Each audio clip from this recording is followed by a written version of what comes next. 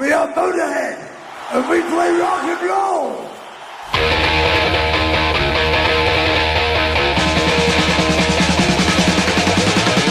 They were the band who built a new wave of heavy metal out of the crumbling ruins of punk and speeded rock and roll up until it almost left the ground. Led by their fearsome leader Lemmy, 6 feet plus of visceral vocal onslaught and pounding strumming bass, their music would define 2 new genres of rock and roll, speed metal and thrash metal. Lemmy was the godfather. You know, he was the one that, if it weren't for Lemmy, we wouldn't be here. You know, Guns N' Roses, Nirvana, Alice in Chains, 9 Inch Nails. Modern rock music would be completely different. Motorhead's founder and leader, Lemmy Kilmister, would grow up to be Jimi Hendrix's roadie, soak up the music of 60s London, get arrested with drugs hidden in his underwear, and finally form his own band, Motorhead. Motorhead was one of the main reasons that I wanted to start a band myself and play music. But behind the band's fearsome stage appearances were hidden some human tragedies that would take their toll on this wayward band of brothers. But nothing would stop Lemmy. There's only one Lemmy, and there'll never be one. There wasn't one before, and there ain't gonna be one after. I'm gonna get hold of this camera and ram it down your throat. This is the blood and guts, lust, drugs, and musical roller coaster ride that is the story of Lemmy and his band. This is Motorhead, the story behind the music.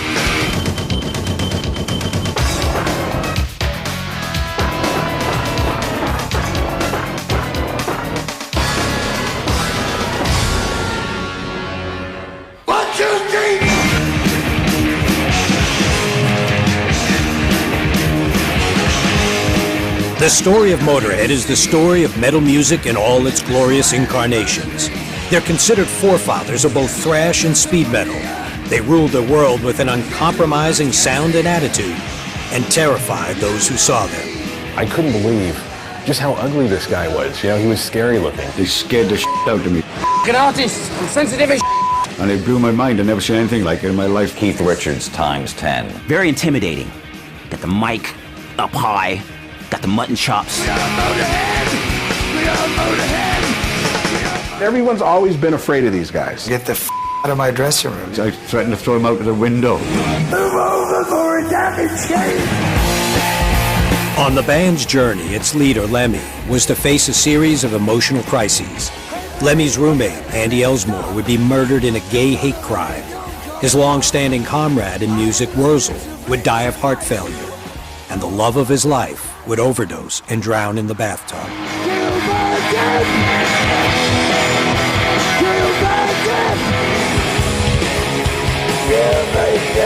40 years later, they are still playing rock and roll and living up to their lock-up-your-daughters reputation as world-class hellraisers and high-octane, foot-on-the-floor bad boys. I don't know who you are. I don't know your name. All this stuff. You shouldn't smoke, you shouldn't drink too much, you shouldn't do this, you shouldn't do that. It doesn't apply to them. Music!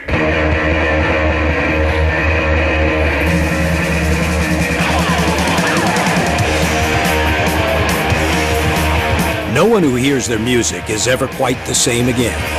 First time I saw Motorhead or heard of them was that Young Ones episode where they played Ace of Spades. I'm a shade green. The only gun I need is the ace of spades. The ace of spades. It was rock, it was metal, it was punk, and it was blues. And you just get this incredible noise. I'm so bad, baby, I don't care. A coffinous double bass. It was loud as I hadn't seen anything that balls to the wall, sort of rock and roll in a while. and I instantly became completely addicted. If there wasn't a Motorhead, there wouldn't be a Metallica.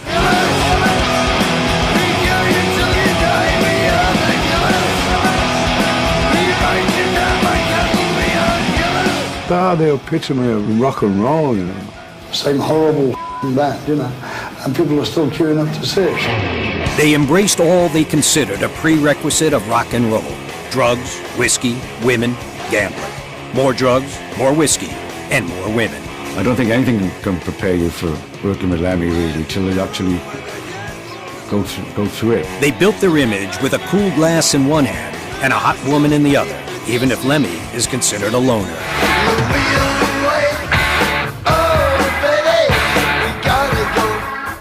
He's definitely not in bed by 10 with a glass of milk kind of guy.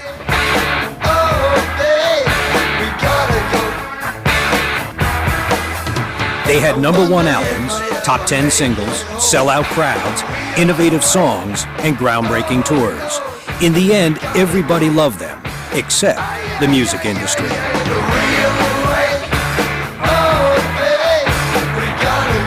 I looked up to Motorhead because I always felt like nobody told them what to do. I love Lemmy's attitude because he's just like, hey, if you don't like it, off. I don't make music thinking about you.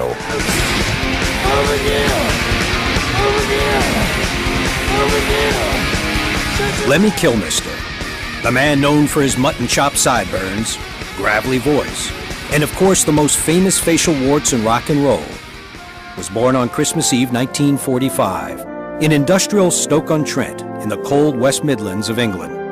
His father, a Royal Air Force chaplain, soon abandoned the family, and Lemmy and his mother, with little money or prospects, moved to the coast. Our options were probably to work on a farm or work on a farm. Or you could work on a chicken farm, you know, specialise. Lemmy didn't fit in at school. He was soon expelled for cutting class and took casual jobs at summer fairs and at a horse riding school. He had other interests. You want to get laid mostly, but then you realise that it only lasts for half an hour, so you better find something else to occupy your time as well. Lemmy found music. I think it was Eddie Cochran and Gene Vincent who came over from the States and they were on there together. And chicks were all over them. I thought, wow, that looks like the job for me, you know. I can stand a bit of that. He took a job at a washing machine factory and taught himself to play the guitar. It worked like a charm. I was immediately surrounded by women of all shapes and religious persuasions, you know. It was great. He had the women. Now all he needed was a band. So he swapped the remote seaside town for London with its hard rock, loud music, soft women, and seductive southern comforts. When I went down there, I only knew one guy in London, and that was Neville, who was Hendrix's roadie. Within weeks, he scored a job as a roadie for this former American paratrooper who was already fast becoming a guitar legend. I got to watch Hendrix every night for nothing. Are you kidding? It was a shared love of amphetamines that brought Lemmy in touch with a musician named Dick Mick, who was a member of the psychedelic rock band Hawkwind. One day, the band showed up without their bass player for an outdoor London gig, and Lemmy seized his chance. So Dave Brock says, who plays bass? And Dick went, he does. I said, you bastard, you know, I never picked one up in my life. Seriously, never touched one. As we got on stage, Nicky Turner, that fount of wisdom, says to me, imperishable advice, make some noises in E, this is called You Shouldn't Do That, and walks away from me, you know. The rest is history. Lemmy would be with the band for 4 years and sing lead vocals on their biggest hit, Silver Machine.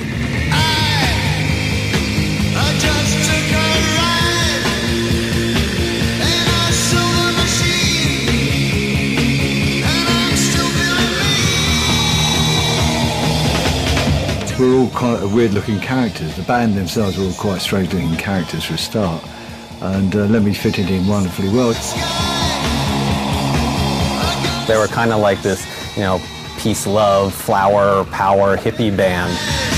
But tragedy was about to rudely invade the peace and love world of Hawkwind. My dad once went out with a woman that he really fell in love with when he was very young. He must have been about 17. The woman was a dancer called Sue. Yeah, well, they weren't going well for Sue, you know, because she went off doing a job in Beirut dancing. Came back with this massive smack habit. When Lemmy returned home one day, he found Sue dead in the bathtub from a heroin overdose. That's what happened to my generation, you know, it got sucked in its tracks by heroin, you know. That's why I hate it. He really loved this girl. He found her dead in the tub, and I can recall, he sat in an armchair for like 3 days. Some of the time you can't even picture her face, but I can picture Susie. Coming up, Lemmy gets fired from Hawkwind forms Motorhead and ends up recording one of the greatest metal anthems of all time. I would rather have Ace of Spades than £1 million in the bank. The only gun I need is the Ace of Spades. The Ace of Spades. When Behind the Music continues.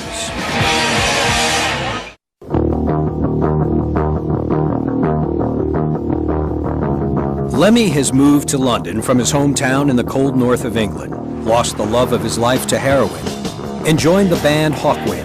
But when they stopped for lunch on tour in Niles, Michigan, his musical dreams started unraveling too. I don't know what the happened then. I was out with my camera snapping pictures and I got smacked over the head by some bastard and mugged him. We couldn't find him anywhere. He'd vanished. They stole my camera and my money. And we just drove off and left him. They're gone without me, which is another instance of how cosmic they were.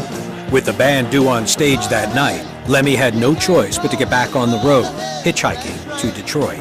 I got rides with VW buses full of hippies, homosexual truckers. He was a big lad and all. I was glad to get out of that door.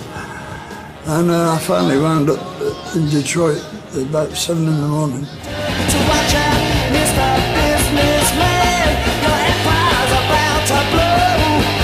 Hitchhiker Kilmister made it on stage, but the next day at the Canadian border, his luck ran out when he was searched. And they found some white powder on him. I got busted for what they charged me with was cocaine, but it wasn't, it was speed, so it was wrongful arrest, so the case was dismissed. We were playing in Toronto the next day, and they kept Lemmy overnight, which was the final straw. And they fired me at 4 that morning, because they couldn't get my replacement over there fast enough, apparently.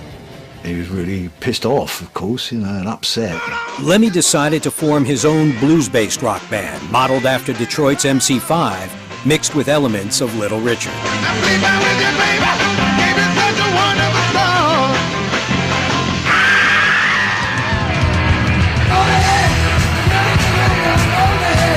They took their name from the last song he ever wrote for Hawkwind, Motorhead. It's American slang for speed freak, or like motor mouth, Motorhead, you know. I'm on the road. I'm for road. I'm for road. Alongside Lemmy were Larry Wallace on guitar and Lucas Fox on drums. The band got a contract with Hawkwind's label, United Artists, but their first effort at an album was considered so poor, the label refused to release it. They tried so hard to kill us when we started. They are the best, worst band in the world, we were voted in sound, you know. Not just the worst band, the best, worst band in the world. It's a brilliantly accurate description of them, and one that I think actually the band and Lemmy in particular would kind of embrace. Lemmy reacted by firing drummer Lucas Fox and hiring Phil Taylor, but he needed a nickname. There was a girl called Motorcycle Irene, who at the time was my girlfriend. In the very early days of Motorhead, she used to call me a filthy animal for sexual reasons. Filthy Animal's drumming was to fast become a trademark of the band.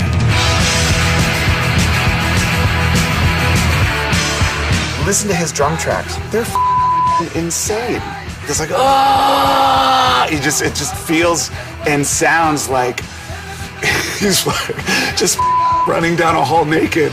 Lemmy now replaced Larry Wallace with guitarist Fast Eddie Clark. I was in bed and the door goes and I go to open the door and it was quite early. And I've opened the door and there's Lemmy standing there with a leather jacket and a bullet belt. And he handed them to me, he said, "You got the job." And then walked off. This lineup would last for 7 years, 8 albums, and dozens of tours. It quickly became a key part of the new wave of British heavy metal.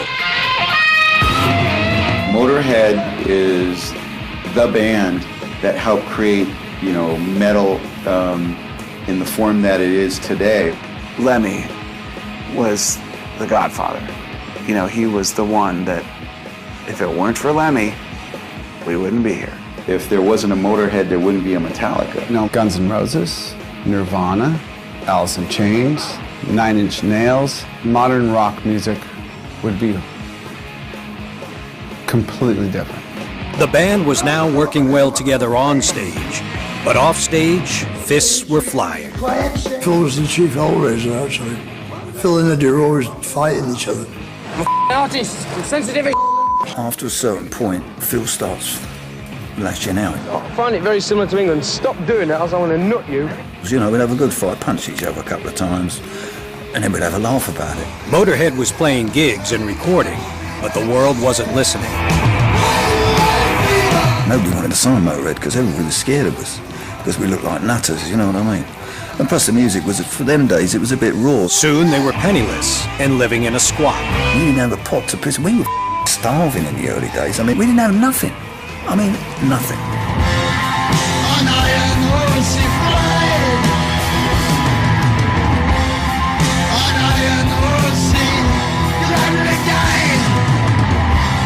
It looked like the end of the road for the band. Lemmy said, we're breaking up, we've had enough, we can't take any more of this. Then Chiswick Records offered the band 2 last chance days in a remote rural studio to pull it all together. The behemoth that was Motorhead descended, as did a pile of white powder. They sounded fantastic. A lot of energy. They just went in and went for it. I think they stayed awake for days. The album Motorhead charted at 43, but a few months later, with the band about to headline its own tour, Phil got into a fight with a roadie over a girl. And then he said the wrong thing, and I just smacked him right in the mouth and broke my knuckles. This time it's so bad that we've had to cancel the tour. So what are you going to do?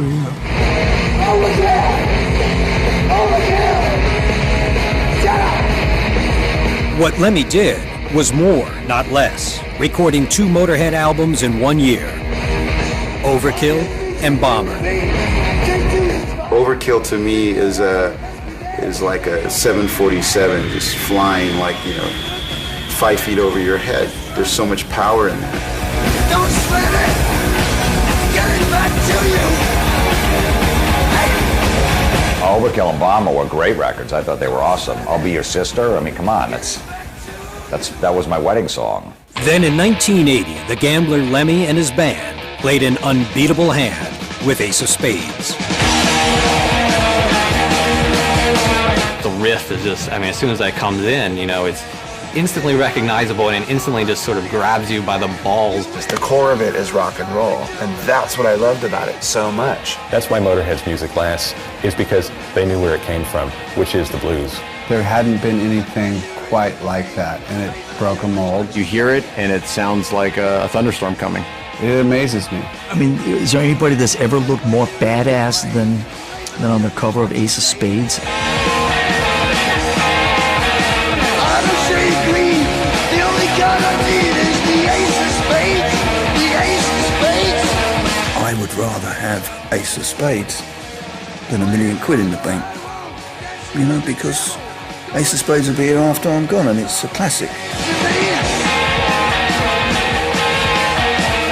With Ace of Spades spiraling up the charts, Lemmy turned his mind to finding a support band for the upcoming tour. That's the way I like it, baby. I don't want to live forever. When he first met us in the rehearsal studio, he went back to his band and said, by the way, the blonde's mine. The blonde was Kelly Johnson, and the band was Girl School, a heavy metal outfit from South London. They recorded Please Don't Touch with Motorhead, which reached number 5 on the UK chart. Please don't touch. I shake so much. Please don't touch. I shake so much. I seem to remember Eddie throwing his guitar across the bloody studio, having a fit,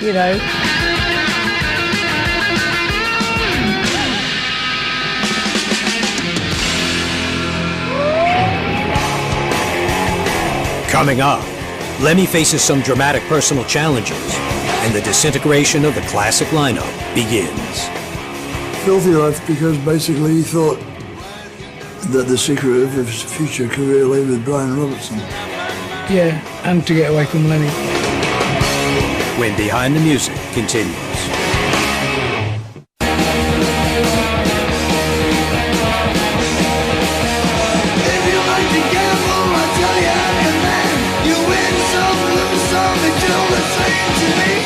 Chart success had catapulted Motorhead into the high life, but being high had a cost.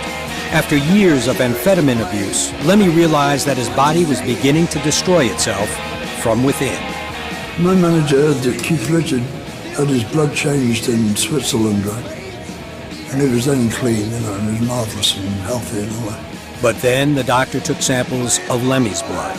Also, he said, don't let him give any blood transfusions. He said, he no longer has real blood. He said it's toxic. All this stuff, you shouldn't smoke, you shouldn't drink too much, you shouldn't do this, you shouldn't do that. It doesn't apply to Lemmy. The transfusion was canceled, but there was another medical emergency when Phil Taylor challenged a roadie to lift him above his head. He fell over backwards and I went down and landed on my head, which was a bit painful. And so that's how I broke my neck.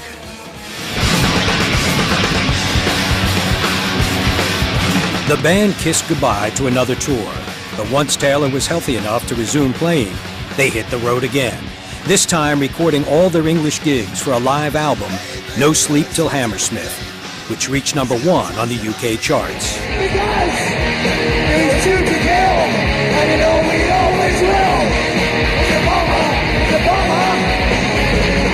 They didn't sleep the whole tour until they got to Hammersmith in London, and they still played this brilliant show. Nothing has ever sounded that raw or that powerful since.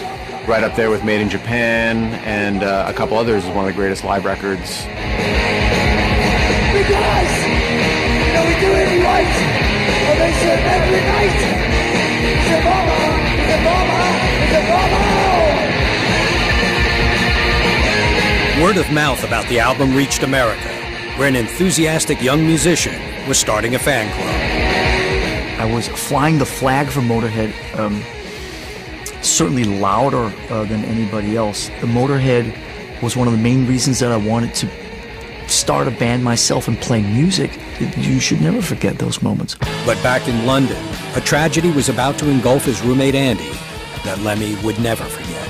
You know, he gave me a room in his house, you know, where nobody else would come near me, you know. That was great of him. He was really a good friend to me. Now Lemmy learned that Andy had been brutally murdered in a gay hate crime. When they set fire to the room, he crawled out of it and down to the TV room. They found him in the TV room, bled to death, you know. That was awful. Motorhead's hit-making engine survived this tragedy as it had broken limbs, bad blood, and illegal substances. But when Lemmy decided to record a song with punk heroine Wendy O. Williams, it looked like the band might finally fall apart. If you consider how awesome, you know, Wendy O. Williams was, just like the punk rock princess provocateur extraordinaire, I personally think any combination of Motorhead and Wendy O. Williams is awesome. But Fast Eddie didn't think it was such an awesome idea. He refused to play guitar on the track and got kicked out of the band as a result. I never thought I'd ever leave Motorhead, so the fact that I got pushed out of Motorhead was a bit of a blow. And it's a shame because he was a marvelous guitarist and a great and vital important part of that band and that sound. It was unique what we had, and it was a bit special. I miss that. The camaraderie, I miss it. I ain't gonna lie about it. But when Lemmy brought in Thin Lizzy guitarist Brian Robertson, things got worse. And he came along to the stage just in these green satin shorts and ballet pumps, right? And a see-through mesh t-shirt. That's just not the right look. You look like the singer in Loverboy.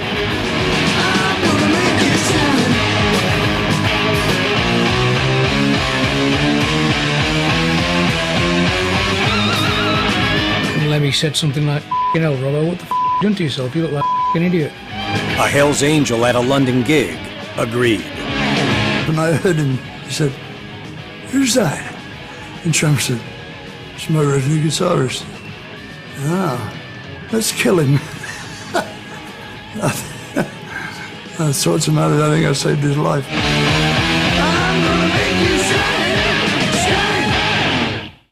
But not his job. Brian was fired, and Phil Campbell's wife took a surprise phone call. She said, "Oh, we've had a phone call from the Motorhead people. They wanted to learn 18 songs by Friday." I went, "Oh, God." So I didn't have any albums, so I had to borrow one from Persian Risk roadie Jonah. Persian wrist guitar wizard Phil was up against ex-Army Corporal Mick Wurzel-Burston for the job. Before Lemmy came in, the two guys were sort of conspiring already, like, I'll play this part, you play this part, and, you know, maybe he'll pick us both. I liked Wurzel's guitar playing. And then Lemmy liked Phil Campbell. We couldn't choose between them, so we went for both of them. But no sooner were Phil Campbell and Wurzel on board than drummer Phil Taylor announced he was leaving the band. Filthy left because basically he thought that the secret of his future career lay with Brian Robertson. Yeah, and to get away from Lemmy. Phil Taylor was replaced by former Saxon drummer Pete Gill.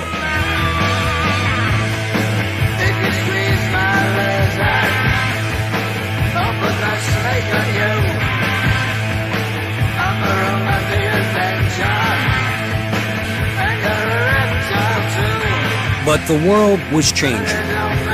You had bands like Bon Jovi coming into view, Motley Crue, Poison, Kix. Bronze Records decided Motorhead was dead and didn't want another album from the band. Coming up, Lemmy heads for the bright lights of Hollywood, but his best friend leaves the band and the world behind. I love Wurzel. He was my best friend in the band for ages. When Behind the Music continues. Thank you.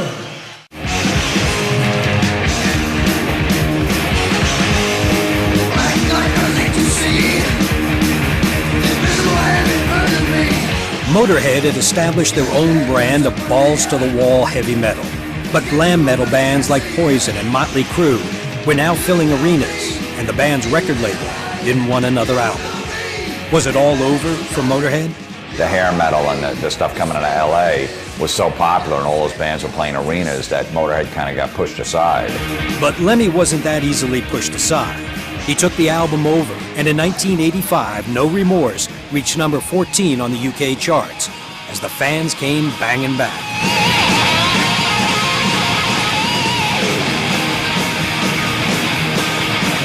We killed them. We just killed them. They were standing on the seats, you know. So vindicated completely, you know. The band was on a roll. But then in 1987, new boy Pete Gill made the mistake of keeping Lemmy waiting when he called to collect him for rehearsals. I could see him around out there, and we were all sitting in the car waiting. It was just the last straw. And he came sauntering out, and I said, hey, you're fired, and we drove up. So that was him. Happily for Lemmy, Phil "Filthy Animal" Taylor had discovered that work was hard to get, and he now rejoined the band. It was like getting back with a girlfriend that you were madly in love with, you know, and just realised you should never have left. You wanna hear that? What? Us? What you know the road to the jungle girls, turn the light around around the road. Who's the speed? I'm gonna go. I'm gonna leave you in the country traffic road. But it wasn't a loving reunion for Filthy Phil and his old sparring partner, Phil Campbell. Within the dressing room, we were about 30 minutes before we go on. I said, Filthy, you drum like a and he punched me, and there was a step in the dressing room, so my ankle went over and snapped. Phil Campbell spent the rest of the tour seated on stage.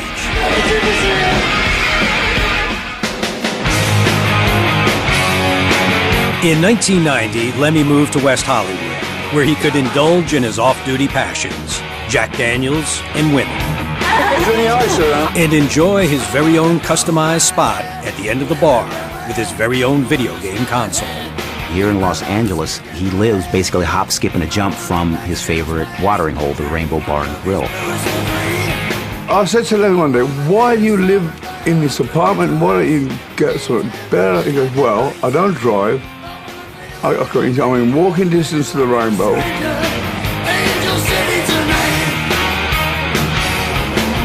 The first time I ever met Lemmy, I was in a strip club in Los Angeles. Crazy girls. He looks at me and he says, hey, I'm sorry about your friend Kurt. And to me, it was a perfect thing to say. Lemmy has also grown closer to his son Paul. Born in 1965, He grew up with his mother, but has kept in touch over the years, and was even a guest musician on the band's last gig of its 1997 tour. The nicest thing he ever said to me was very recently when you asked him what is the most precious thing in this room, and he said, my son. And I was kind of blown away by that. I wasn't expecting that response. This is my son, Paul. Hey, not bad for an only child. Love me or leave me. Tell me no lies. Lemmy clearly values his relationship with Paul, but despite sleeping with over 1,000 women and counting, he still shows no sign of settling down. Steal your heart in the night. Slip through your fingers. Sex is the most fun you can have without laughing. You're talking about an individual who spends 90% of his time on the road and then the other 10% at the Rainbow. I mean, how does one settle down in that environment? See, I never could figure out a woman that could stop me looking at all the others. I think, you know, with Lemmy, the road is his mistress. I think he's a road warrior and he doesn't know how to get off of that. I'm not going to say I'm yours faithfully forever, darling, and then run around, because that's bullshit, you know. I run around, that's what I do. 3 different strippers came up to me. They go, "Was that Lemmy from Motorhead?" I'm like, "Yeah." He goes, "He slept over my house before." I love that these 20-year-old strippers, like, he slept over my house. It's awesome. But Lemmy left his softer side at home when he decided that bringing Phil Taylor back into the fold had been a mistake. He kept slowing down and speeding up and forgetting things, you know. And you give him 3 ultimatums, which is more than most people get, and he didn't improve, so he had to go, you know. You can't have a passenger in a band like mine, you know. Filthy tells a rather different story involving an old flame of Lemmy's who had become Filthy's girlfriend. And like an idiot, you know, she'd called up Lemmy and told him, I'm with Phil now. And so he fired me because of that. And of course I said, you can't fire me, I'm leaving. With tour dates already booked, Lemmy approached King Diamond drummer Mickey D and asked him to join the band. But there was little time for rehearsal as Phil and Lemmy had previous commitments.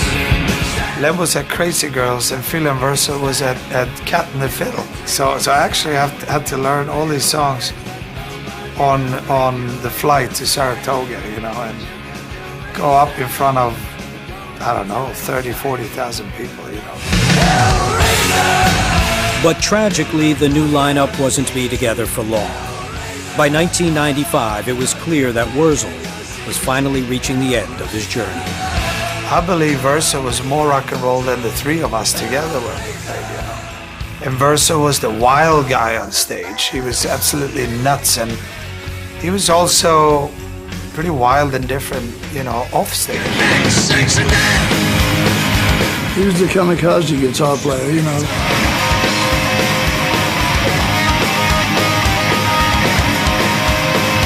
He drank himself to death in the end, unfortunately. I love Wurzel. He was my best friend in the band for ages, you know.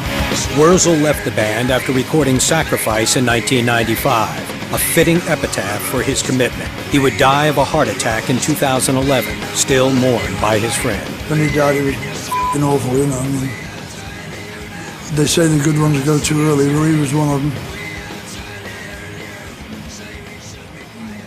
What are you going to do, you know? Wurzel's departure unsettled Lemmy, but it had a silver lining. Now Motorhead had their most enduring lineup ever: Lemmy, Phil Campbell, and Mickey D. But they desperately needed to break the States. This great band from England that no one heard of in the States until they did the Ozzy tour. So that was a real defining moment.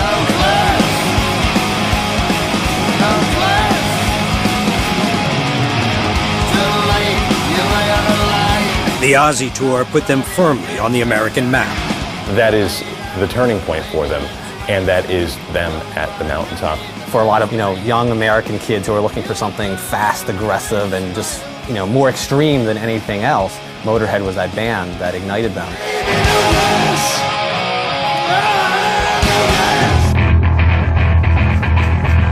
Coming up, Motorhead finally gets the respect it deserves, thanks to Metallica. Just inspiring to play music with him because it's such a vibe. And old habits die hard. When Behind the Music continues.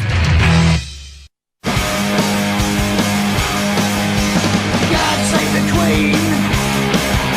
Atlantis regime. They made you a moron. Motorhead was now in the mainstream with 16 albums and sales of over 25 million behind them, and legions of fans worldwide. But the band members were just as combative as ever, both on the road and in the studio.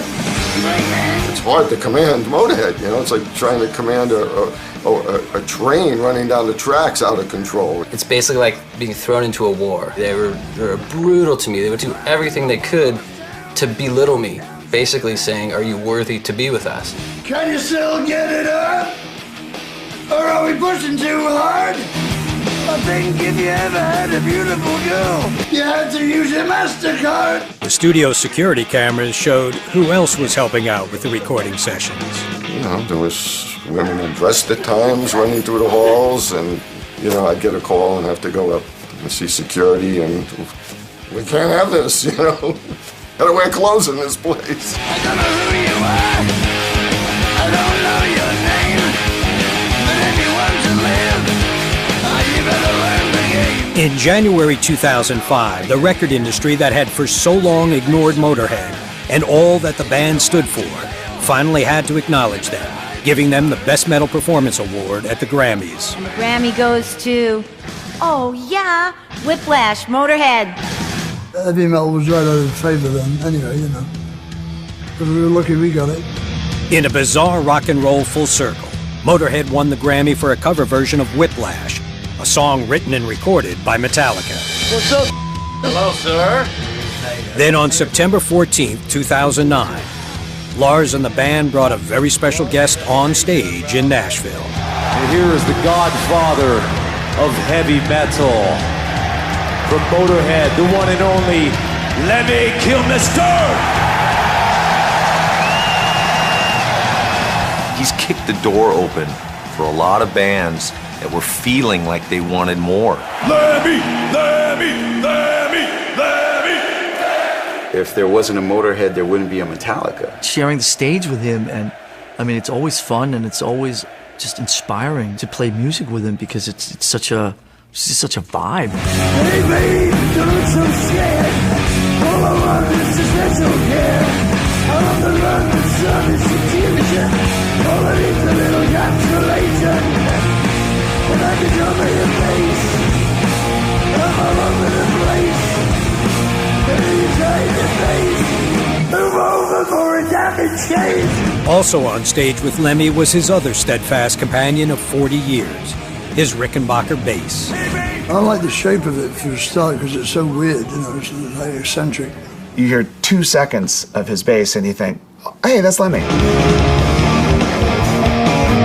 He's a fantastic bass player, and he's got like a strumming style with his right hand, but his left hand is as fast as anybody's. He's an outlaw with his instrument. But there's also class in there too.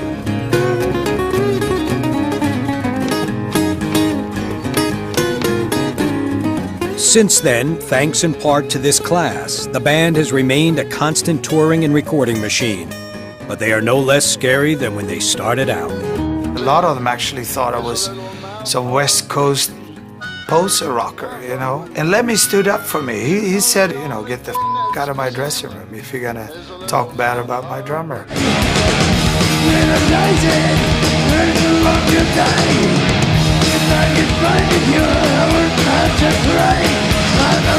The various lineups of Motorhead have made a determined musical journey through a land of fights and fury, deafening decibels, backstage Babylon, drugs, and women. So nearly 40 years on, what does the future hold for the band? Motorhead stop? They're gonna outlive all of us. We're like a nightmare. We keep coming back. Motorhead has survived because Lemmy said on Iron Fist, don't let them grind you down. They're sort of like like the cockroach of rock and roll. You know, they're dirty, disgusting, destructive, but you have to give them all due respect because they have outlived so many people and may outlive us all.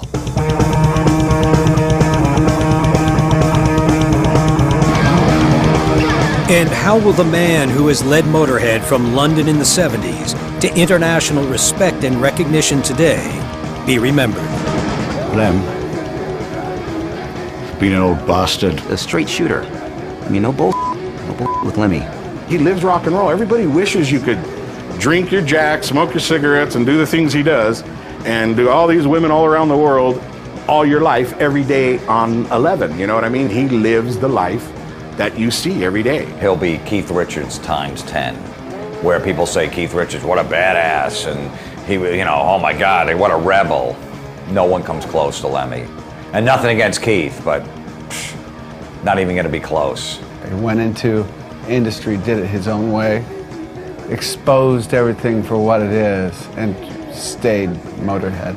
A genuine rock and roll hero and somebody who was sincere, didn't take any didn't get pushed around, did what he wanted to do, and was a genuinely good guy doing it.